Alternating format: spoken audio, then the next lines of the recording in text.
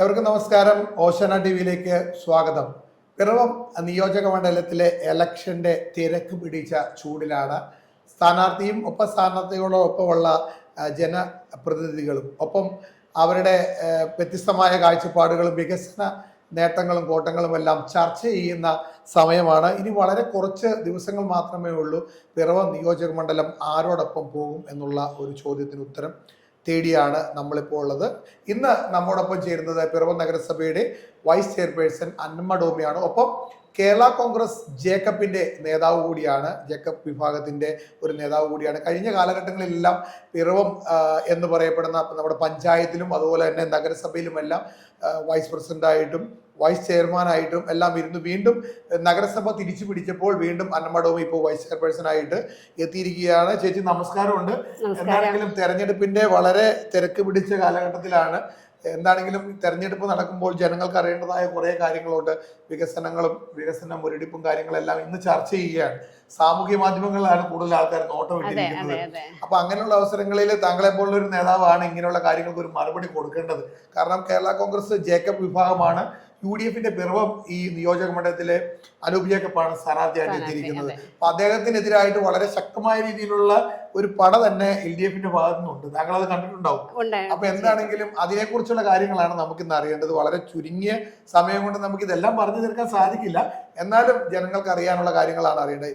എന്താണ് UDFന്റെ ഇത്തവണത്തെ തന്ത്രം ഈ ഒരു നിയോജക മണ്ഡലം തിരിച്ചു പിടിക്കുവാൻ? UDFന്റെ തന്ത്രം എന്ന് പറയുന്നത് കഴിഞ്ഞ 10 വർഷക്കാലമായുള്ള ഇടതുപക്ഷ മുന്നണിയുടെ ഭരണത്തിൽ നിന്നും കേരളത്തെ മോചിപ്പിക്കുക എന്നുള്ളതാണ്.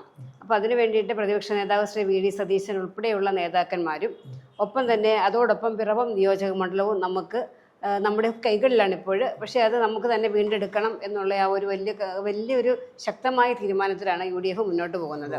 എന്തായാലും ഇവിടെ അനൂപ് ജേക്കബ് സ്ഥാനാർത്ഥിയായി വരുമ്പോൾ ഞങ്ങൾക്ക് ഏറെ അഭിമാനമുണ്ട്. കാരണം കഴിഞ്ഞ 15 വർഷക്കാലം 2011 അദ്ദേഹം ബൈ ഇലക്ഷനിലൂടെയാണ് അദ്ദേഹം അധികാരത്തിൽ വരുന്നത്. അന്ന് ഉമ്മൻചാണ്ടി സർക്കാരായിരുന്നു ഭരിച്ചുകൊണ്ടിരുന്നത്. ആ കാലയളവിൽ അദ്ദേഹം പക്ഷേ സിവിൽ സപ്ലൈസ് വകുപ്പ് മന്ത്രിയൊക്കെയായി. അപ്പോൾ അന്ന് TM ജേക്കബ് 100 ദിന പരിപാടിയിൽ ഉൾപ്പെടുത്തിക്കൊണ്ട് 100 ദിവസത്തിനുള്ളിൽ അപേക്ഷിച്ചാൽ 100 ഒറ്റ ദിവസത്തിനുള്ളിൽ തന്നെ റേഷൻ കാർഡ് കിട്ടുന്ന ആ ഒരു സംവിധാനമൊക്കെ കൊണ്ടുവന്നു. അങ്ങനെ ഏറ്റവും ശക്തമായ രീതിയിൽ മുന്നോട്ട് പോകുന്ന സമയത്താണ് അദ്ദേഹം മരിച്ചുപോയത്. പിന്നീടുണ്ടായ ബൈ ഇലക്ഷനിലാണ് അനൂപ് ജേക്കബ് മികച്ച ഭൂരിപക്ഷത്തിൽ 12,500ഓളം വോട്ടിൻ്റെ ഭൂരിപക്ഷത്തിൽ വിജയിച്ചു വന്നു. തുടർന്ന് ഭക്ഷ്യ സിവിൽ സപ്ലൈസ് വകുപ്പ് മന്ത്രിയായി ഏറ്റവും നല്ല രീതിയിൽ ഭക്ഷ്യ സിവിൽ സപ്ലൈസിനെ മുന്നോട്ട് കൊണ്ടുപോകാനായിട്ട് അദ്ദേഹത്തിന് സാധിച്ചു. ആ കാലഘട്ടത്തിലൊന്നും മാവേലി സ്റ്റോറുകളിലൊന്നും ഭക്ഷ്യവസ്തുക്കളുടെ ലഭ്യതക്കുറവൊന്നും ഉണ്ടായിട്ടില്ല. അപ്പോൾ വളരെ നല്ല രീതിയിലാണ് മുന്നോട്ട് പോയത്. പക്ഷേ 2016 തെരഞ്ഞെടുപ്പിൽ UDFന് ഭരണം നഷ്ടപ്പെട്ടു. ആ നഷ്ടപ്പെടാനുണ്ടായ കാരണങ്ങളെന്ന് നമുക്കറിയാമല്ലോ. ഒരു സോളാർ അഴിമതി ഇല്ലാത്തൊരു കേസും ആരോപിച്ചുകൊണ്ട് ബഹുമാനപ്പെട്ട കേരളത്തിൻ്റെ അന്നത്തെ മുഖ്യമന്ത്രി ഉമ്മൻചാണ്ടി സാറിനെ തേജോവധം ചെയ്ത് ആ ഒരു കാലഘട്ടത്തിലാണ്. കാരണം ഇന്നത്തെ പ്രതിപക്ഷം ചെയ്ത സമരരീതികളൊന്നും ആയിരുന്നില്ല അന്ന് ഇടതുപക്ഷം ചെയ്തിരുന്നത്. തെരുവിലിറങ്ങി പരസ്യമായിട്ട് ഒരു നേതാവിനെ എങ്ങനെയൊക്കെ അപമാനിക്കാമോ ആ രീതിയിലെല്ലാമായിരുന്നു അന്ന് ഉമ്മൻചാണ്ടി സാറിനെ അപമാനിച്ചത്. എന്തായാലും അങ്ങനെയാണ് അവർക്ക് തിരിച്ചു ഭരണം നഷ്ടമായി, നമുക്ക് UDFന് ഭരണം നഷ്ടമായി. പക്ഷേ അനൂപ് ജേക്കബ് അന്നും പിറവത്തിൻ്റെ MLA ആയിരുന്നു. എല്ലാ പ്രതിപക്ഷ MLAമാരോടും കാണിക്കുന്ന ചിറ്റമ്മ നയമാണ് ഈ കഴിഞ്ഞ 10 വർഷക്കാലമായിട്ട് ഇടതുപക്ഷ ഗവൺമെൻറ് ചെയ്തുകൊണ്ടിരിക്കുന്നത്. അതായത് MLAമാർ ആവശ്യപ്പെടുന്ന, ഇപ്പം നമ്മുടെ പിറവ MLA തന്നെ 20 കാര്യങ്ങൾ ആവശ്യപ്പെടും. ഓരോ ബജറ്റിൻ്റെ സമയത്തും ആവശ്യപ്പെടും. അതിനോടെല്ലാം പുറംതിരിഞ്ഞു നിൽക്കുന്ന ഒരു സമീപനമായിരുന്നു ഉണ്ടായിരുന്നത്. അപ്പോൾ നമ്മൾ ആവശ്യപ്പെട്ട എക്സൈസ് കളവ്, പാലം ഉൾപ്പെടെയുള്ള ഏതാനും കാര്യങ്ങൾ പിറവത്ത് നമുക്ക് കിട്ടിയില്ല എന്നുള്ളത് സത്യമാണ്. പക്ഷേ ഇത്തവണ UDF തിരിച്ച് ഭരണം പിടിക്കും. നമ്മൾ ആഗ്രഹിക്കുന്നതായ എല്ലാ കാര്യങ്ങളും പിറവം മുനിസിപ്പാലിറ്റി ഉൾപ്പെടുന്ന പിറവം നിയോജക മണ്ഡലത്തിൽ കൊണ്ടുവരുന്നതിന് വേണ്ടിയിട്ടുള്ള ശ്രദ്ധേയമായ നടപടികൾ നോക്കുന്നത്. നിലവിൽ ഇപ്പോൾ ഒരു നിയോജക മണ്ഡലത്തിലെ ഇലക്ഷനാണ്. കഴിഞ്ഞ കാലഘട്ടത്തിൽ ഇപ്പോൾ താങ്കൾ പറഞ്ഞ പോലെ TM ജേക്കബിന്റെ കാലഘട്ടത്തിൽ വളരെ ഈ ഒരു മണ്ഡലം എന്ന് പറഞ്ഞാൽ കോൺഗ്രസ് അല്ലെങ്കിൽ UDFന്റെ ഒരു മണ്ഡലമാണ് പിറവം. അപ്പൊ ഈ ഒരു മണ്ഡലത്തിൽ എനിക്കോടെ 2 തവണയാണ് 2 കാലഘട്ടങ്ങളിലാണ് LDFന് തിരിച്ചു പിടിക്കാനായിട്ട് സാധിച്ചിട്ടുള്ളൂ. വീണ്ടും ടി ജേക്കബിന്റെ കാലഘട്ടത്തിന് ശേഷം അനു ജേക്കബ് വന്നതോടുകൂടി വീണ്ടും UDF എല്ലാ ഒറ്റക്കെട്ടായ ഒരു പരിശ്രമത്തിൽ അദ്ദേഹം വീണ്ടും വീണ്ടും ജയിച്ചു വന്നുകൊണ്ടിരിക്കുകയാണ്. നിലവിലിപ്പോ താങ്കളെ പോലുള്ള താങ്കൾ പഞ്ചായത്തിൽ ഇരുന്നപ്പോൾ പോലും, പഞ്ചായത്തിലും അതുപോലെ തന്നെ ഇപ്പൊ നഗരസഭ വൈസ് ചെയർമാനൊക്കെ ആയിരിക്കുമ്പോൾ പോലും താങ്കളുടെ പാളയത്തിലുണ്ടായിരുന്ന ഒരാളാണ് LDF പാളയത്തിലേക്ക് ഇപ്പൊ ചേക്കേറി പോയിരിക്കുന്നത്. അത് വളരെ വലിയൊരു കാര്യമായിട്ട് തന്നെ നമുക്ക് കണക്കാക്കാം. കാരണം LDF ഒരു പാനലില് LDF ഒരു സ്ഥാനാർത്ഥി എന്നുള്ളത് മാണി ഗ്രൂപ്പിൽ നിന്നാണ് വന്നിരിക്കുന്നത്. മാണി ഗ്രൂപ്പിൽ നിന്നാണെങ്കിൽ പോലും ഇന്നലെ എന്നുള്ള നിലയിൽ നിങ്ങളുടെ പാർട്ടിയിൽ നിന്ന് അല്ലെങ്കിൽ UDF നിന്ന് പോയ ഒരു സ്ഥാനാർത്ഥിയാണ് വന്നിരിക്കുന്നത്. താങ്കളോടൊപ്പം ഒരു സഹപ്രവർത്തകനും ഒക്കെ ആയിട്ടിരുന്ന ഒരാളാണ് പോയിരിക്കുന്നത്. അങ്ങനെ ഒരു സ്ഥാനാർത്ഥിനെ അപ്പുറത്ത് കാണുമ്പോഴത്തേക്ക് എന്താണ് താങ്കൾക്ക് തോന്നുന്നത്? എനിക്ക് ശരിക്കും തോന്നുന്നത്, ഞാൻ ആദ്യം സൂചിപ്പിച്ചല്ലോ, 2011 ഞങ്ങൾ 2010 പിറവം പഞ്ചായത്തിൽ അധികാരമേറ്റു. 2011 മെയ് മാസത്തിലാണ് UDF തിരിച്ചു ഭരണം കിട്ടുന്നത്. അങ്ങനെ ഉമ്മൻചാണ്ടി സാറ് മുഖ്യമന്ത്രിയായി. അവിടെ നിന്ന് അങ്ങോട്ട് ഒരു വിധത്തിൽ പറഞ്ഞാൽ പിറവത്തിൻ്റെ ഒരു സ്വർഗീയ സമയമായിരുന്നത്. കാരണം TM ജേക്കബ് സാർ മന്ത്രിയായിട്ടുണ്ട്. പക്ഷേ ആ സമയത്തൊക്കെ UDF പ്ലാറ്റ്ഫോം ആയിരുന്നു ഇത്, LDF അല്ലായിരുന്നു, UDF പ്ലാറ്റ്ഫോം ആയിരുന്നു. അതിനിടയ്ക്ക് TM ജേക്കബ് സാറിൻ്റെ അകാലത്തിലുള്ള മരണമുണ്ടായി. അതിനുശേഷം വന്ന ബൈ ഇലക്ഷൻ, ആ ബൈ ഇലക്ഷനിലാണ് യഥാർത്ഥത്തിൽ പിറവത്തിന് വലിയൊരു മികച്ച കാര്യങ്ങൾ ചെയ്യാനായിട്ട് സാധിച്ചത്. ഒരുപക്ഷെ 12 പഞ്ചായത്തുകളിലും കേരളത്തിലെ 12 മന്ത്രിമാർക്ക് ചാർജ് കൊടുത്തുകൊണ്ടുള്ള ഒരു ഇലക്ഷൻ പ്രചരണമായിരുന്നു അന്നുണ്ടായിരുന്നത്. ഒരു വേള ക്യാബിനറ്റ് പോലും പിറവത്ത് വെച്ച് കൂടുന്ന ഒരു സാഹചര്യം അന്നുണ്ടായിരുന്നു. പിറവത്തിൻ്റെ ചാർജ് കിട്ടിയത് അന്ന് തിരുവഞ്ചൂർ രാധാകൃഷ്ണൻ സാറിനായിരുന്നു. അദ്ദേഹം ഇവിടെ ബൈ ഇലക്ഷനുമായിട്ട് ബന്ധപ്പെട്ട് അന്ന് അദ്ദേഹം റവന്യൂ മന്ത്രിയാണ്. അദ്ദേഹമാണ് ഈ 2 തൂക്കുപാലങ്ങൾ, അതുപോലെ തന്നെ മഴവിൽ പാലം, ഇതിനെല്ലാം പ്രത്യേകമായിട്ട് നമുക്ക് സർക്കാരിൽ നിന്നുള്ള സാങ്ഷനും എല്ലാം കാര്യങ്ങളൊക്കെ വാങ്ങിച്ചു തരുന്നത്. ഈ കാലഘട്ടങ്ങളിലെല്ലാം UDF കൂടെ നിന്നുകൊണ്ട് ഇത്രയധികം വികസന പ്രവർത്തനങ്ങൾ പിറവത്തിൽ കൊണ്ടുവരാനായിട്ട് സാധിച്ചു. അതിനുശേഷം 2016 വരെ നമ്മൾ UDF ഇതിൽ പോയി. 2016 വീണ്ടും ഇലക്ഷൻ വന്നു. LDF ഭരണം പോയെങ്കിലും ഉമ്മൻചാണ്ടി സാറിൻ്റെ ആ ഒരു മുഖ്യമന്ത്രി ആയിരുന്ന സമയത്തുള്ള കാര്യം വെച്ചുകൊണ്ടാണ് പ്രഥമ പിറവം മുനിസിപ്പാലിറ്റിയിലെ ചെയർപേഴ്സൺ ആയിരുന്ന ശ്രീ സാബു കെ ജേക്കബ് അന്ന് പിറവം കേരളത്തിലെ ചെയർമാൻസ് ചേംബറിൻ്റെ സെക്രട്ടറി ആവുന്നത്. ആ ഒരു പദവി എന്ന് പറയുന്നത് ഈ കേരളത്തിലെ 89 മുനിസിപ്പാലിറ്റികളിലും ഒരാൾ ചേംബറിൻ്റെ ചെയർമാനാകും, ഒരാൾ ചേംബറിൻ്റെ സെക്രട്ടറി ആകും. ആ സെക്രട്ടറി എന്ന് പറയുന്നത് നമുക്ക് പല കാര്യങ്ങളും നേരിട്ട് ക്യാബിനറ്റിൽ പോയി ചോദിക്കാനൊക്കെ ഉള്ള ഒരു സാഹചര്യമുണ്ട്, അവസരമുണ്ട്. അങ്ങനെയാണ് ഇദ്ദേഹത്തിന് പിറവത്തിന് വേണ്ടി കുറേ അധികം കാര്യങ്ങൾ, പിറവം മുനിസിപ്പാലിറ്റിക്ക് വേണ്ടിയിട്ട് കുറച്ച് കാര്യങ്ങൾ ചെയ്യാൻ സാധിച്ചു എന്ന് പറയുന്നത്. ഈ ഇദ്ദേഹം കുട്ടിഘോഷിക്കുന്ന ഈ വികസന പ്രവർത്തനങ്ങൾ പിറവം മുനിസിപ്പാലിറ്റിയിൽ നടന്നിരുന്നു എന്നാണ് അദ്ദേഹം പറയുന്നത്. പക്ഷേ എന്തുകൊണ്ട് നമുക്ക് 2020 ഭരണം തിരിച്ചു കിട്ടിയില്ല? അപ്പോൾ അതിനവിടെ ഇത്രയും വേറെ വികസന പ്രവർത്തനങ്ങൾ ചെയ്ത UDF പിറവം ഭരണസമിതിക്ക് നമുക്ക് ആ ഭരണം തിരിച്ചു കിട്ടാൻ സാധിച്ചില്ല, തിരിച്ചു പിടിച്ചില്ല. നമ്മൾ നിസ്സാര സീറ്റിന് കേവലം 1-2 സീറ്റുകൾക്ക് അന്ന് ഭരണം പോയത്. അല്ല, ഞാനിപ്പോ ചേച്ചി പറഞ്ഞ അനുസരിച്ച് ഇനി പറയാം, ഇത്ര നാളെ നിങ്ങളുടെ കൂടെ ഉണ്ടായിരുന്ന ഒരാള് വേറെ ഞങ്ങളുടെ കൂടെ ഉണ്ടായിരുന്ന നിലവിലപ്പോ അങ്ങനെ ഒരു ഭരണം, ഞാൻ പേഴ്സണലി ചോദിക്കുന്നത്, അങ്ങനെ ഒരു ഭരണം UDF നഷ്ടപ്പെടാനായിട്ടുണ്ടായ ഒരു സാഹചര്യം ഇപ്പോഴത്തെ ഇടതു മുന്നണിയുടെ സ്ഥാനാർത്ഥിയുടെ ഒരു കൈകളും അതിനകത്തുണ്ടെന്ന് നിങ്ങൾ വിശ്വസിക്കുന്നുണ്ടോ? ഞങ്ങൾ തീർച്ചയായിട്ടും വിശ്വസിക്കുന്നുണ്ട്. കാരണം പല വാർഡുകളിലും UDF സ്ഥാനാർത്ഥിയെ പരാജയപ്പെടുത്താനുള്ള എല്ലാ ശ്രമങ്ങളും അദ്ദേഹത്തിൻ്റെ ഭാഗത്തുനിന്നുണ്ടായിട്ടുണ്ട്. തന്നെയുമല്ല, വളരെ വ്യക്തിപരമായിട്ട് തന്നെ നമുക്ക് അറിയാൻ സാധിച്ചത് പിറവത്തൊരു തുടർഭരണം ഉണ്ടാവരുത്. കാരണം അത് വനിതയാണ് ചെയർപേഴ്സണായിട്ട് വരുന്നത്. തുടർഭരണം ഉണ്ടാവരുത്, അതിനുശേഷം നമുക്ക് പിറവം തിരിച്ചു പിടിക്കാം എന്നുള്ള ആ ഒരു സാഹചര്യത്തിലായിരുന്നു അന്ന് മുന്നോട്ട് പോയിക്കൊണ്ടിരുന്നത്. അപ്പം ആ ഒരു സാഹചര്യത്തിൽ നമുക്ക് തീർച്ചയായിട്ടും പറയാൻ സാധിക്കും, ഇപ്പോൾ 2025 ഇദ്ദേഹം മാറി നിൽക്കുക. പിറവത്ത് ഐക്യജനാധിപത്യ മുന്നണിക്ക് 21 സീറ്റിൽ ഭിന്നുന്ന വിജയം നേടാനായിട്ട് സാധിച്ചു. അപ്പോൾ തീർച്ചയായിട്ടും അദ്ദേഹത്തിൻ്റെ ആ ഒരു സ്വാധീനം പിറവത്ത് വലിയ കാര്യമായിട്ടൊന്നും സ്വാധീനിച്ചിട്ടില്ല. ഇനി MLA കുറിച്ച് പറയുകയാണെങ്കിൽ, MLA സമസ്ത മേഖലകളിലും ഓടിയെത്തുന്ന ഒരു വ്യക്തിത്വം, എല്ലാ മേഖലകളിലും ഓടിയെത്തും. അദ്ദേഹത്തിന് ലഭ്യമാകുന്ന ആസ്തി വികസന ഫണ്ടും കാര്യങ്ങളും പിറവം നഗരസഭയിൽ മാത്രമല്ല 12 പഞ്ചായത്ത്, അതായത് ഇപ്പോൾ 2 മുനിസിപ്പാലിറ്റി ഉണ്ട്, ബാക്കി 10 പഞ്ചായത്തുകളിലും അദ്ദേഹം അവിടെ രാഷ്ട്രീയമൊന്നും നോക്കാറില്ല. എല്ലാ പാർട്ടിക്കാർക്കും ഈക്വലായിട്ട് വീതം വയ്ക്കുന്നത് ചെയ്യാറുള്ളത്. ഈ 2011 വന്ന ഉമ്മൻചാണ്ടി സർക്കാരാണ് MLA-മാരുടെ ആസ്തി വികസന ഫണ്ട് 5 കോടി രൂപയായിട്ട് വർദ്ധിപ്പിച്ചത്. അതിനു മുമ്പ് വെറും 1 കോടി രൂപ ഉണ്ടായിരുന്നുള്ളൂ. ഈ 5 കോടി രൂപയാക്കി വർദ്ധിപ്പിച്ചതിന് ശേഷമാണ് MLA-മാർക്ക് പോലും മണ്ഡലങ്ങളിൽ എന്തെങ്കിലും ചെയ്യാനായിട്ട് സാധിച്ചത്. നിലവിലിപ്പോൾ ചേച്ചി പറയണത് ചേച്ചിയുടെ പേഴ്സണലി ചോദിക്കാന്ന് വെച്ചാൽ, കാരണം ഒരു UDF-ന്റെ പാനലിൽ നിന്ന് താങ്കളോടൊപ്പം ഉണ്ടായിരുന്ന ഒരാൾ ഇപ്പോൾ കുറച്ചു മുമ്പ് പറഞ്ഞതുപോലെ 5 വർഷക്കാലം ഒരു UDF, എൻ്റെ ഒരു കാഴ്ചപ്പാടനുസരിച്ച് പിറവം നിയോജക മണ്ഡലം UDF-ന്റെ ഒരു മണ്ഡലമാണ്. ഈ ഒരു മണ്ഡലത്തിൽ ഇപ്പോൾ ചേച്ചി വൈസ് ചെയർമാനായിട്ടിരുന്നു, സാബുക്ക ജേക്കബ് ചെയർമാനായിട്ടിരുന്നു. ഇനി അന്നത്തെ കാലഘട്ടം മുതൽ ഇന്നത്തെ കാലഘട്ടം വരെ ചെയർമാനും വൈസ് ചെയർമാനുമായിട്ട് തന്നെ നിങ്ങൾക്ക് തന്നെ മാറി മാറി അല്ലെങ്കിൽ പുതിയ ആൾക്കാർക്ക് വന്നിരിക്കാമായിരുന്നു. എന്തുകൊണ്ടാണ് അങ്ങനെ ഒരു കാഴ്ചപ്പാടിൽ നിന്ന് അവർ ആ ലാസ്റ്റ് മൊമെന്റിൽ ഭരണം വേണ്ടാന്ന് വെക്കാനുണ്ടായ ഒരു കാരണം പറയാൻ എന്താണ് അതിനൊരു കൃത്യമായൊരു ഐഡിയ? അതിനെക്കുറിച്ച് എനിക്ക് പ്രത്യേകിച്ച് ധാരണയില്ല, കാരണം അദ്ദേഹത്തിന്റെ ഉള്ളിൽ എന്തായിരുന്നു എന്നുള്ളത് അറിയില്ലല്ലോ.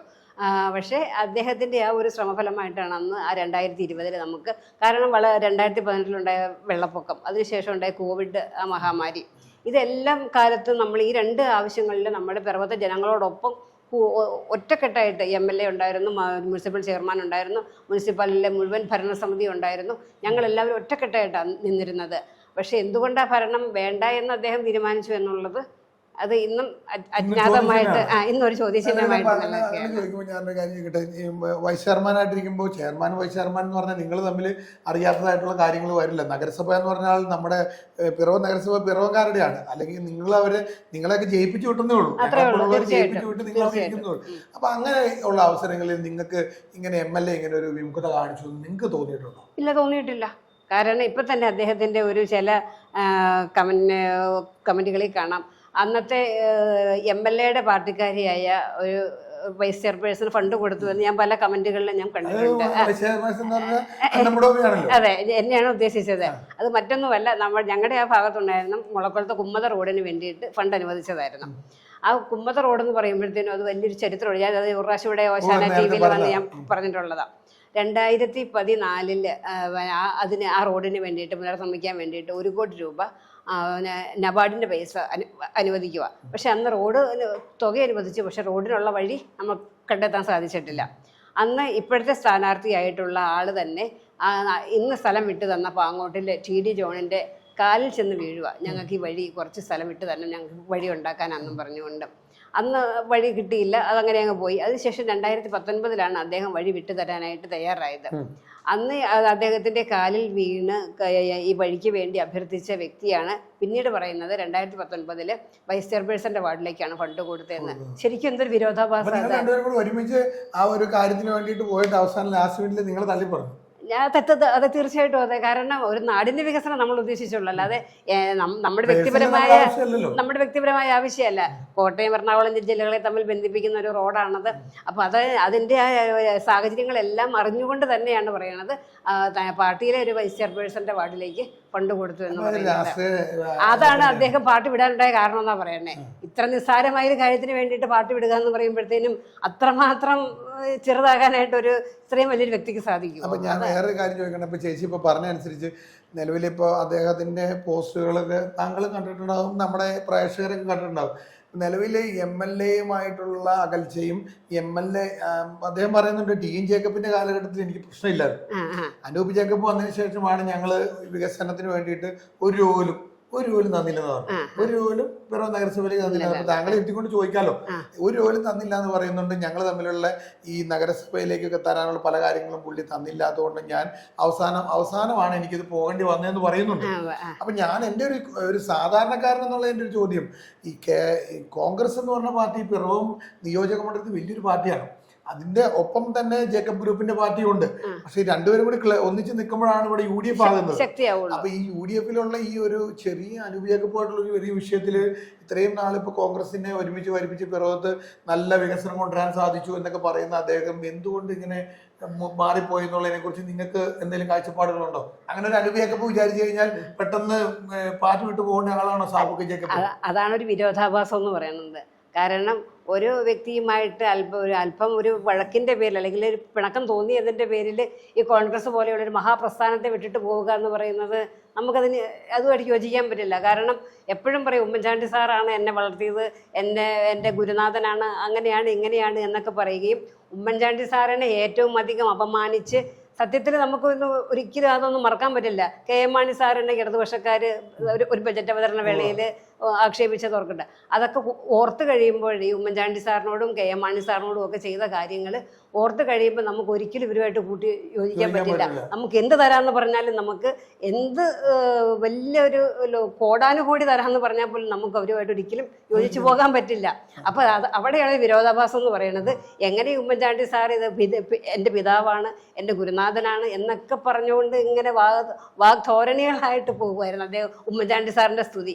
പക്ഷെ അത് എന്ത് ഇപ്പം അത് ഒറ്റ ദിവസം കൊണ്ട്, അതും കേവലം ഒരു അനൂപ് ജേക്കബ് ഒരു സ്ഥലം MLA യോടുള്ള ഒരു ഇഷ്ടക്കുറവിൻ്റെ പേരിൽ ഇന്ത്യയിലെ ഒരു മഹാരാഷ്ട്രീയ പ്രസ്ഥാനം, ഇപ്പോൾ കേരള കോൺഗ്രസ് എന്ന് പറയുമ്പോഴത്തേനും കേരളത്തിൽ മാത്രം ഒതുങ്ങി നിൽക്കുന്ന, പ്രത്യേകിച്ചും പിറവത്തുള്ള ഒരു രാഷ്ട്രീയ പ്രസ്ഥാനമാണ്. പക്ഷേ ഈ ഒരു ഇന്ത്യൻ നാഷണൽ കോൺഗ്രസ് സ്വാതന്ത്ര്യ സമരത്തിലൊക്കെ പങ്കെടുത്ത് നമ്മളെല്ലാവരും ആരാധിക്കുന്ന ഒരു രാഷ്ട്രീയ പ്രസ്ഥാനമാണ് ഇന്ത്യൻ നാഷണൽ കോൺഗ്രസ്. അതിൽ നിന്ന് പോവുക എന്ന് പറയുമ്പോഴത്തേന് എത്രമാത്രം ആദർശശുദ്ധി ഉണ്ടായിട്ടാണ് പോയത്. അതിന് നമ്മൾ ആ അദ്ദേഹത്തിന്റെ ആദർശശുദ്ധിയെ നമ്മൾ ഇവിടെ ഒന്ന് ചോദ്യം ചെയ്യേണ്ടതായിട്ടുണ്ട്. നിലയിൽ ഇപ്പം ശ്രീമതി അന്നമടോമി പറയുന്ന കാര്യങ്ങൾ വളരെ വ്യക്തമായിട്ട് തന്നെയാണ് അവർ പറയുന്നത്. കാരണം ഒരു UDFന്റെ ഏറ്റവും പ്രധാനപ്പെട്ട UDF എന്ന് പറഞ്ഞ പാർട്ടിയുടെ കേഡർ പാർട്ടിയാണ് കോൺഗ്രസ്. അത്രയും വലിയൊരു പാർട്ടിയുടെ ഈ കഴിഞ്ഞ പതിറ്റാണ്ടുകളായിട്ട് പിറവത്ത് ഈ പാർട്ടിക്ക് ചുക്കാൻ പിടിച്ചുകൊണ്ടിരുന്ന, പാർട്ടിക്ക് വേണ്ടി നടന്നിരിക്കുന്ന ഒരാൾ ഒരു സുപ്രഭാത നിമിഷത്തിൽ MLAയുമായിട്ട് ഉടക്കി പോവുക, അല്ലെങ്കിൽ MLA ആയിട്ട് ചെറിയ പ്രശ്നങ്ങളുണ്ടെങ്കിൽ പറഞ്ഞു തീർത്താൽ കോൺഗ്രസ് തന്നെ അതിനെ ഇടപെട്ട് അത് തീർക്കുമായിരുന്നു. അതൊന്നും തീർക്കാൻ പറ്റാണ്ട് അദ്ദേഹം പുറത്തേക്ക് പോകുക എന്ന് പറഞ്ഞാൽ എന്തെങ്കിലും അജണ്ട ഉണ്ടാവും. തീർച്ചയായിട്ടും ഉണ്ടാവും, അജണ്ടയുണ്ട്. തീർച്ചയായിട്ടും ഹിഡൻ അജണ്ടയുണ്ട് അതിനകത്ത്. അപ്പൊ അതുകൊണ്ടായിരിക്കും അദ്ദേഹം പോയതും, അതുകൊണ്ടായിരിക്കും അദ്ദേഹത്തിന് ഇപ്പൊ ഈ ഒരു സീറ്റ് കിട്ടിയതെന്ന് പ്രതീക്ഷിക്കാം. ഉറപ്പായിട്ടും അതെ. കാരണം കഴിഞ്ഞ തവണ 2021 തെരഞ്ഞെടുപ്പിന്റെ പ്രഖ്യാപിക്കുന്ന സമയത്ത് ഞങ്ങളോടൊപ്പം IB ജംഗ്ഷനിൽ നിന്നും ഈ കരവട്ടെക്കുരിശ് വരെ ഒരു ഞങ്ങൾ കടകളെല്ലാം കയറി വോട്ട് ചോദിച്ചുകൊണ്ട് വരിക. ആ സമയത്ത് അദ്ദേഹത്തിന് ഒരു ഫോൺ കോൾ വരിക.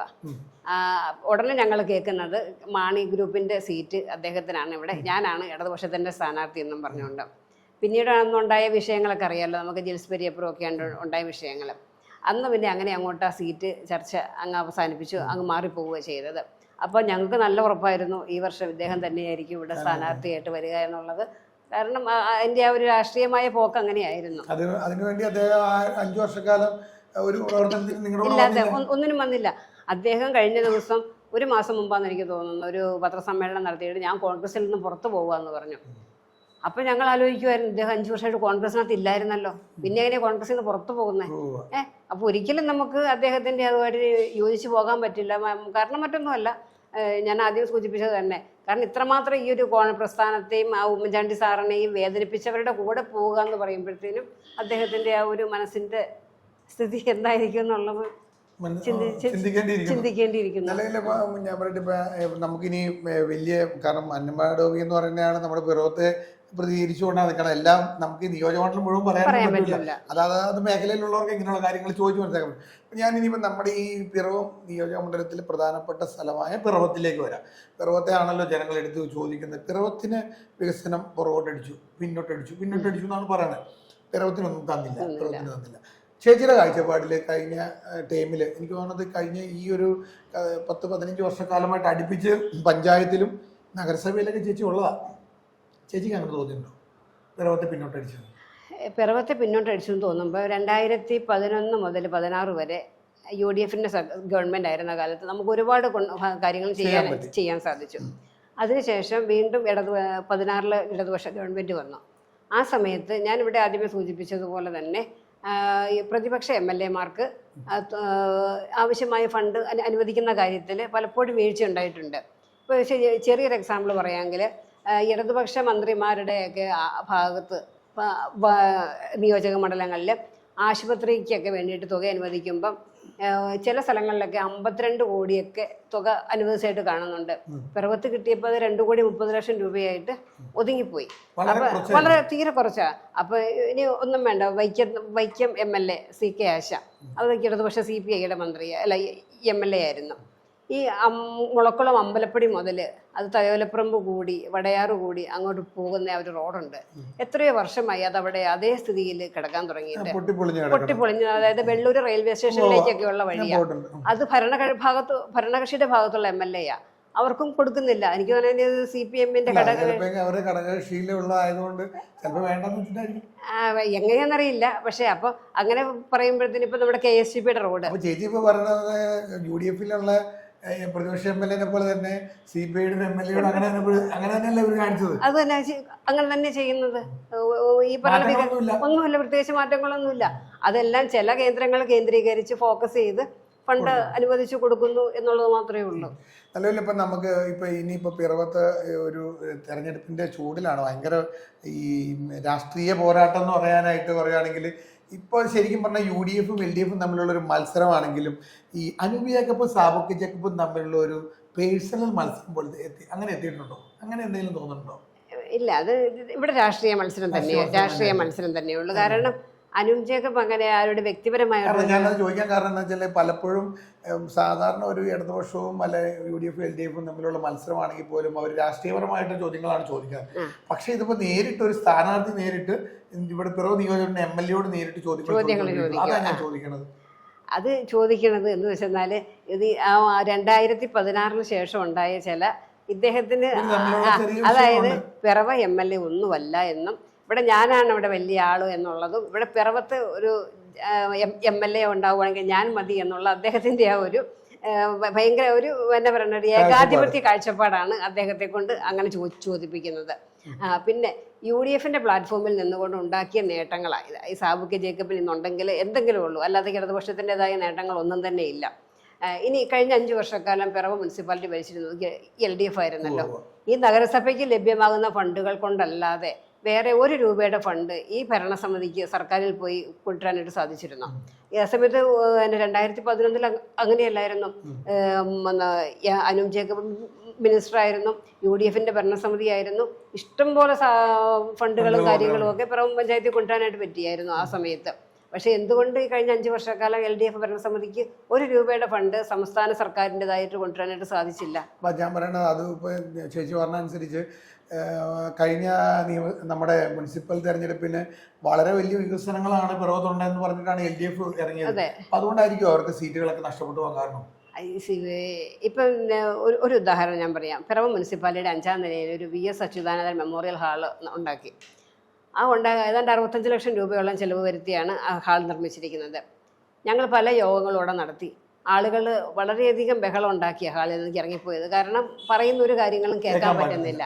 പിന്നെ അവിടെ 65 ലക്ഷം രൂപയ്ക്ക് എന്ത് വികസന പ്രവർത്തനങ്ങളാണ് ചെയ്തത്? അതൊരു ചോദ്യചിഹ്നമാണ്. അപ്പോൾ ഇതുപോലെയുള്ള വികസന പ്രവർത്തനങ്ങളാണ്. ഇപ്പോൾ കണ്ണീറ്റുമലയിൽ ഒരു പാർക്ക് ഉണ്ടാക്കി വെച്ചിട്ടുണ്ട്. അവിടെ വെള്ളമില്ല. ഇവിടെ ഇന്നിപ്പോൾ ലോറിക്ക് വെള്ളം ഏതാണ്ട് കരിഞ്ഞു. പക്ഷെ അത് നമ്മൾ വെള്ളം ഒഴിക്കുന്നുണ്ട്. പക്ഷെ ഇത്രയും നല്ല ശക്തമായ വെയിലത്ത് എത്ര വെള്ളം ഒഴിച്ചാലും അത് അങ്ങനെ വെള്ളമില്ലായിരുന്നു. അവിടെ 2 കുഴൽക്കിണർ കുത്തിയതാ. ഈ 2 കുഴൽക്കിണറും അവിടെ വെള്ളമില്ലാതെ ഉപേക്ഷിക്കുകയോ ചെയ്തു. ശരിക്കും പറഞ്ഞാൽ ആദ്യമേ അതിനുള്ളൊരു സൗകര്യം ഒരുക്കിയിട്ട് വേണ്ട. പിന്നെ വേണ്ടേ ഒരു ചെടി നടുമ്പോൾ അതിന് വെള്ളം കൊടുക്കാനുള്ളൊരു സൗകര്യം നോക്കിയിട്ട് വേണമല്ലോ നമ്മളൊരു പാർക്ക് ഇവിടെ ഉണ്ടാക്കാനായിട്ട്. ഇതുപോലെയുള്ള ജനങ്ങളുടെ കണ്ണിൽ പൊടിയിടാനുള്ള ചില വികസന പ്രവർത്തനങ്ങളാണ് കഴിഞ്ഞ ഭരണസമിതി പ്രവർത്തി ചെയ്തിട്ടുള്ളത്. അതിനുള്ള മറുപടിയാണ് അവർക്ക് കിട്ടിയത്. നിലവിൽ ഇനി നമ്മളിപ്പോൾ ഞാൻ ചോദിക്കുന്നത് ഈ പിറവം നിയോജക മണ്ഡലത്തിലെ MLA കഴിഞ്ഞ കാലഘട്ടത്തിൽ ഞാൻ MLAയോട് ചോദിച്ചൊരു ചോദ്യമാണ്. അദ്ദേഹം 5 വർഷക്കാലമായിട്ട് ഈ LDF ഭരണസമിതിയിൽ ഉള്ളപ്പോൾ പോലും അദ്ദേഹത്തിനോട് ഇവർ നല്ല രീതിയിലായിരുന്നു പെരുമാറിയിരുന്നു പറഞ്ഞു. പക്ഷേ അത് കഴിഞ്ഞപ്പോഴത്തേക്കും തെരഞ്ഞെടുപ്പ് അടുക്കാറായപ്പോഴത്തേക്ക് അദ്ദേഹം ഒന്നും തന്നില്ലെന്ന് പറയുന്നുണ്ട്. അങ്ങനെ ഈ 2 തരത്തിൽ പറയും. അദ്ദേഹം ഒന്നും തന്നില്ല എന്ന് പറഞ്ഞാൽ ഇവിടെ ഞാൻ പറഞ്ഞല്ലോ അദ്ദേഹത്തിൻ്റെ ആസ്തി വികസന ഫണ്ട് പിറവത്തെ പല വാർഡുകളിലും അത് UDF എന്നോ LDF എന്നോ ഒന്നും അദ്ദേഹം നോക്കിയിട്ടില്ല. അവിടെ നൽകിയിട്ടുണ്ട്. ഈ പറഞ്ഞ പിറവം നിയോജക മണ്ഡലത്തിൻ്റെ കീഴിലുള്ള 10 പഞ്ചായത്തിലും 2 മുനിസിപ്പാലിറ്റിയിലും അദ്ദേഹം യഥേഷ്ട ഫണ്ട് വിതരണം ചെയ്തിട്ടുണ്ട്. പിന്നെ നമ്മുടെ ഗവൺമെന്റ് ഹയർ സെക്കൻഡറി സ്കൂള് അതിന്റെ കെട്ടിട അതുമായിട്ട് ബന്ധപ്പെട്ട ഒരു ചോദ്യം കൂടി ചോദിക്കണം. കാരണം എന്താ വെച്ചാൽ അത് ഞാൻ MLAയോട് സംസാരിച്ചായിരുന്നു. ചേച്ചിയുടെ കാലഘട്ടത്തിൽ ഇരുന്ന സമയത്തായിരുന്നു തോന്നുന്നു. അപ്പൊ ഞാൻ അതിന്റെ ഒരു ക്ലാരിറ്റി ജനങ്ങൾക്ക് കിട്ടാൻ വേണ്ടിയിട്ട് ഇപ്പൊ MLA പറയുമ്പോൾ ചിലപ്പോൾ അത് എല്ലാവരും വിശ്വസിക്കണമെന്നില്ല. ചേച്ചി ഇരുന്ന സമയത്തായിരുന്നു, ചേച്ചിയുടെ UDF ഭരണസമിതിയുടെ സമയത്താണ് ഈ ഒരു ബിൽഡിംഗ് പൊളിക്കുന്ന കാര്യം. അന്നേരം ഈ ഇപ്പുറത്തിരിക്കുന്ന കുമ്പർ സ്കൂളിന്റെ LP സ്കൂളിന്റെ ഭാഗം പൊളിച്ചു നീക്കണമെന്ന് പറഞ്ഞിരുന്നു. അത് നടത്തി കൊടുക്കാത്തത് കൊണ്ടാണ് നടക്കാതെ പോയെന്ന് പറഞ്ഞത്. അത് ശരിയാണ്. അത് ശരിക്കും പറഞ്ഞാൽ ആ ഒരു 2,30,00,000 ഒരു പ്രവർത്തനം അവിടെ ആദ്യം ചെയ്തിരുന്നു. 2,20,00,000 രൂപയുടെ. അതിനുശേഷം ബാക്കിയുള്ള തുകയ്ക്ക് കെട്ടിടം നിർമ്മിക്കുന്നതിന് വന്നപ്പോഴത്തേനും അവിടെ അവർ പഴയ കെട്ടിടം പൊളിച്ചു നീക്കണം. അവിടെ 2 മരങ്ങളുണ്ടായിരുന്നു. ഇതെല്ലാം വന്നു. പക്ഷേ ഈ പറഞ്ഞ ചെയർമാനൊക്കെ അന്നതിനെ ഒരുപാട് എതിരായിരുന്നു. മുനിസിപ്പൽ ചെയർമാൻ ആയിരുന്ന സമയത്ത് അതുമായിട്ട് ബന്ധപ്പെട്ട് ഒരുപാട് എതിർപ്പുകൾ അന്ന് പ്രകടിപ്പിച്ചിരുന്നു. അതിൻ്റെ ഫലമായിട്ടാണ് ആ കെട്ടിടം അവിടെ അന്ന് പണിയാതെ നഷ്ടപ്പെട്ടു പോയത്. വീണ്ടും ഇത് ബഹുമാനപ്പെട്ട MLA തന്നെ പലതവണ മന്ത്രിസഭയിലും എല്ലാം പലതവണ ആവശ്യപ്പെട്ട് സബ്മിഷനും എല്ലാം ചോദിച്ചു. ആ സബ്മിഷന്റെ കണക്കുകളെല്ലാം കഴിഞ്ഞ ദിവസം നിർമ്മാണോദ്ഘാടന സമയത്ത് അദ്ദേഹം അവിടെ കാണിക്കുകയുണ്ടായി. ഇതെല്ലാം പലതവണ ആവശ്യപ്പെട്ടതിന്റെ അടിസ്ഥാനത്തിലാണ് വീണ്ടും ആ കെട്ടിടം നിർമ്മിക്കാനായിട്ടുള്ള അനുമതി പിറവം മുനിസിപ്പാലിറ്റിക്ക് അല്ല പിറവത്തിന് കിട്ടിയത്. ഇതുപോലെ തന്നെ മറ്റൊരു കാര്യം കൂടി ഈ ഞാൻ MLA ആയിട്ട് സംസാരിച്ചപ്പോഴത്തേക്കും കിട്ടിയത്, MLA പറയുന്നതും നഗരസഭയിൽ ഇരുന്ന ഒരാൾ പറയുന്നതായിട്ട് വ്യത്യാസം ഉണ്ടോ എന്ന് അറിയാൻ വേണ്ടി ചോദിക്കണം. അപ്പം അദ്ദേഹം പറഞ്ഞ ഒരു കാര്യം എന്ന് വെച്ചാൽ നമ്മുടെ പാഴൂർ പെരുന്തൽക്കോവിൽ ക്ഷേത്രത്തിനോട് സമീപത്തിരിക്കുന്ന ഒരു തൂക്കുപാലം, ആ തൂക്കുപാലത്തിന്റെ അവസ്ഥയാണ് അദ്ദേഹം പറഞ്ഞത്. തൂക്കുപാലം എന്ന് പറയുന്ന പാലം നിലവിൽ ആരുടെക്കാണെന്ന് അറിയില്ലാത്തത് കൊണ്ടാണ് ഇത്രയും നാളത് നിർമ്മാണം അതുപോലെ തന്നെ പാച്ച് വർക്കുകളൊന്നും നടക്കാതിരുന്നത്. അത് മുനിസിപ്പാലിറ്റിക്ക് അത് കഴിഞ്ഞ ചേച്ചി പറഞ്ഞ പോലെ 5 വർഷക്കാലത്തിനിടയിൽ അത് നിങ്ങളുടെ ആസ്തി അല്ലെങ്കിൽ മുനിസിപ്പാലിറ്റി ആസ്തിയിലേക്ക് മാറ്റിയിരുന്നെങ്കിൽ MLA ഫണ്ട് കൊടുക്കാമായിരുന്നു എന്ന് അദ്ദേഹം പറഞ്ഞത്. എന്തുകൊണ്ടാണ് അത് അതിനായിട്ട് ഇങ്ങനെ തട്ടിക്കളിച്ചത്? നമുക്കിവിടെ 2 തൂക്കുപാലമുണ്ട്. ഞാൻ പറഞ്ഞല്ലോ, തിരുവഞ്ചൂർ സാറ് മന്ത്രിയായ സമയത്താണ് നമുക്ക് 2 തൂക്കുപാലം അനുവദിച്ച് കിട്ടിയത്. അത് കഴിഞ്ഞ് തൂക്കുപാലം അനുവദിച്ച് നിർമ്മാണം എല്ലാം പൂർത്തിയാക്കി കഴിഞ്ഞപ്പം അത് ശരിക്കും അത് ആരുടെ ഉടമസ്ഥതയിലാണെന്നുള്ളതിനെക്കുറിച്ച് തർക്കമുണ്ടായി. മുനിസിപ്പാലിറ്റിയുടെ ആണോ അല്ല, റവന്യൂൻ്റെ ആണോ അല്ല, ദുരിതാശ്വാസ ഡിസാസ്റ്റർ മാനേജ്മെൻറ്റ് അവരുടെയാണോ അവരുടെയും അല്ല, ശരിക്കും ഒരു നാഥനില്ലാത്തൊരവസ്ഥയായി ഇതിന്. അപ്പോൾ പല പ്രാവശ്യം ഇപ്പോൾ 2015 ഞങ്ങളുടെ ഭരണസമിതി ഇറങ്ങുന്ന സമയത്ത് മുനിസിപ്പാലിറ്റിയുടെ 5 ലക്ഷം രൂപ അതിന് ഫണ്ട് അറ്റകുറ്റപ്പണിക്കൊക്കെ ചെയ്യാന്നൊക്കെ പറഞ്ഞു. പക്ഷെ 2020 പക്ഷെ പുതിയ ഭരണസമിതി വന്നപ്പം അതൊക്കെ തട്ടിക്കളഞ്ഞു. പക്ഷെ നാളിതുവരെ കഴിഞ്ഞ ഭരണസമിതി ഒന്നും ചെയ്തില്ല അതിന് വേണ്ടിയിട്ട്. ആ തൂക്കുപാലം ഇപ്പം ഞാൻ പറഞ്ഞില്ലേ, സർക്കാർ അവരുടെ കയ്യിലുണ്ടായിരുന്നു. എന്തുകൊണ്ട് ഈ തൂക്കുപാലങ്ങൾ ഏതെങ്കിലും ഒരു വകുപ്പിനെ ഏൽപ്പിക്കാനായിട്ടോ അല്ലെങ്കിൽ നമ്മുടെ കയ്യിലോട്ട് കൊണ്ടുവന്നിട്ട് അതിനൊരു അറ്റകുറ്റപ്പണി ചെയ്യാനോ ഒന്നും ഇവര് ശ്രമിച്ചേ ഇല്ല. ആ ഭാഗത്തേക്ക് പോലും പോയില്ല. ഞാനിപ്പോ പറഞ്ഞെന്ന് വെച്ചാൽ അത് MLA പറഞ്ഞൊരു കാര്യം എന്ന് വെച്ചാൽ ഇപ്പൊ നിങ്ങൾ എങ്ങനെ പെട്ടെന്നാക്കാൻ പറ്റി? ഞാൻ അതിലേക്ക് കടന്നു വരുന്നത്, ഇപ്പൊ ഞങ്ങള് അധികാരത്തിൽ വന്നു. ഏതാണ്ട് 2ാമത്തെ കൗൺസിലിൽ തന്നെ ഞങ്ങൾ ഈ തൂക്കുപാലം പിറവം നഗരസഭയുടെ ആസ്തിയിലേക്ക് മാറ്റുന്നതിന് വേണ്ടിയിട്ട് ജില്ലാ കളക്ടറുമായിട്ട് സംസാരിച്ചു. ജില്ലാ കളക്ടർ പറഞ്ഞു ആയിക്കോട്ടെ, തടസ്സമില്ല.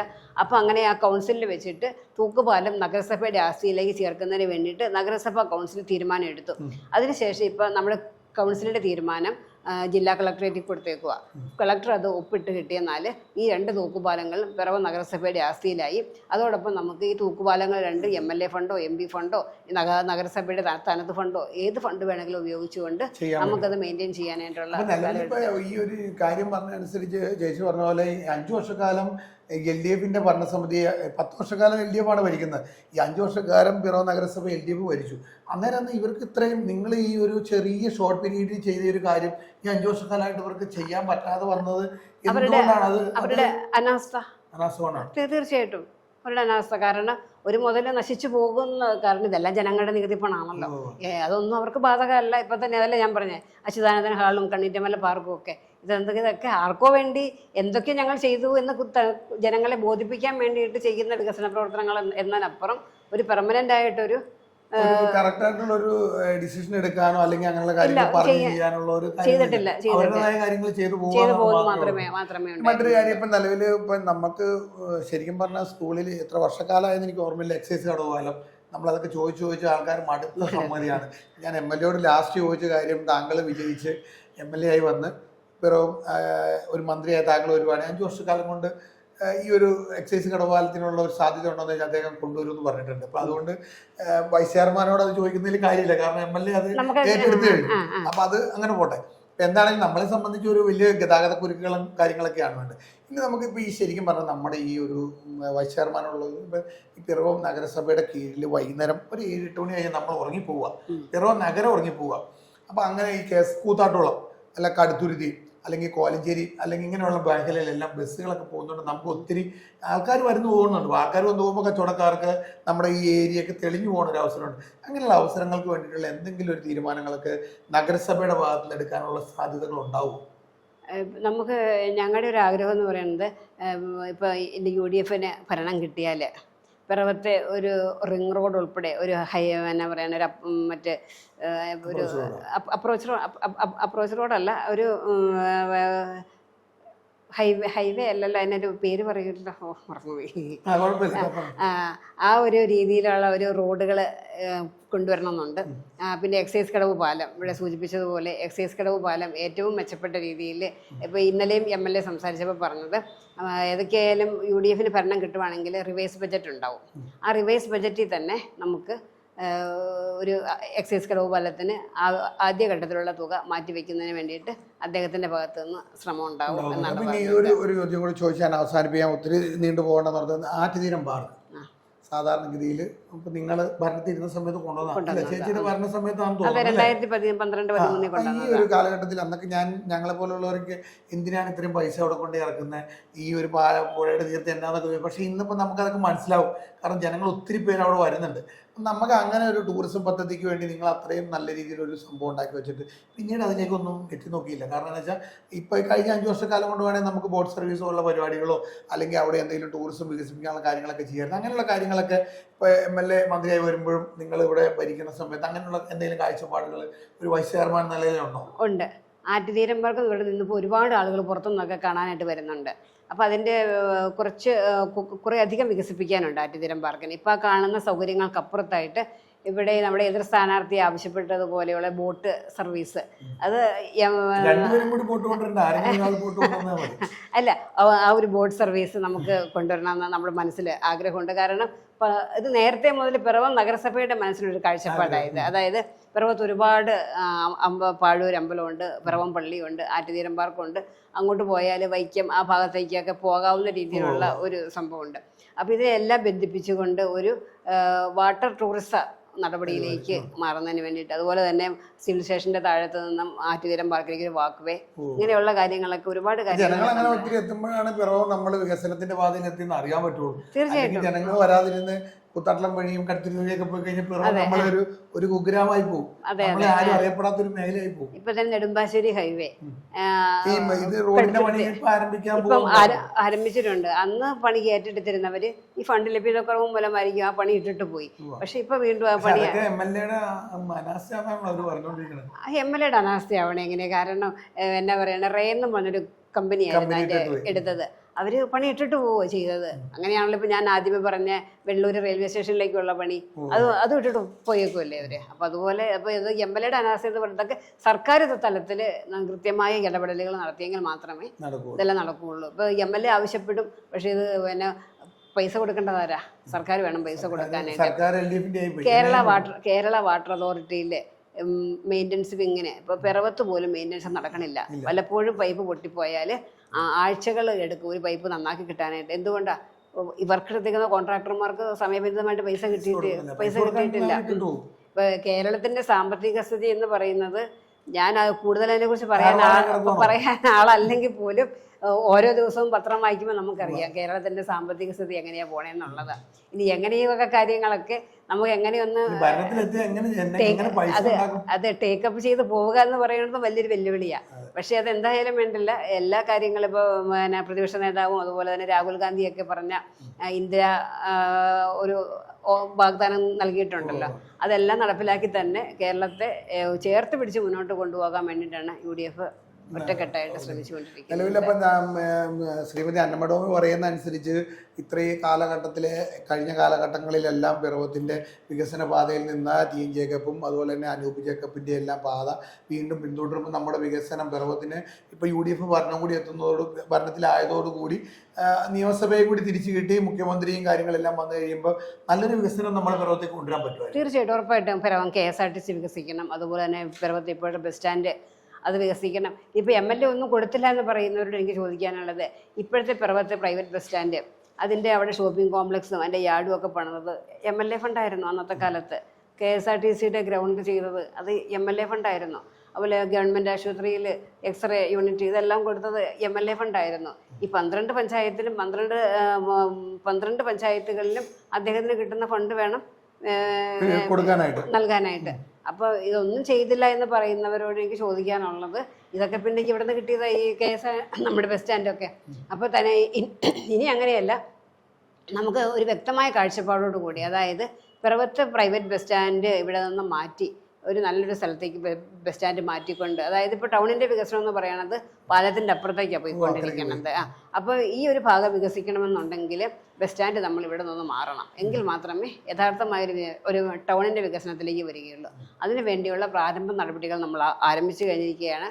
ഇനി അനൂപ് ജേക്കബ് ഒരു മന്ത്രിയായി വരുമ്പോഴത്തേക്കും നമുക്ക് കൃത്യമായ കാഴ്ചപ്പാടോടുകൂടി നമുക്ക് മാറ്റാനായിട്ട് സാധിക്കും. എന്താണെങ്കിലും ശ്രീമതി അന്നമ്മ ടോമി പിറവം നഗരസഭയുടെ വൈസ് ചെയർപേഴ്സൺ നമ്മളോടൊപ്പം ചേർന്നു. ഞാൻ അന്നമ്മ ടോമീനൊക്കെ വിളിക്കാൻ കാരണം എന്താണെന്ന് വെച്ചാൽ, കാരണം ജേക്കബ് ഗ്രൂപ്പിൻ്റെ ഒരു നേതാവ് കൂടിയാണ്.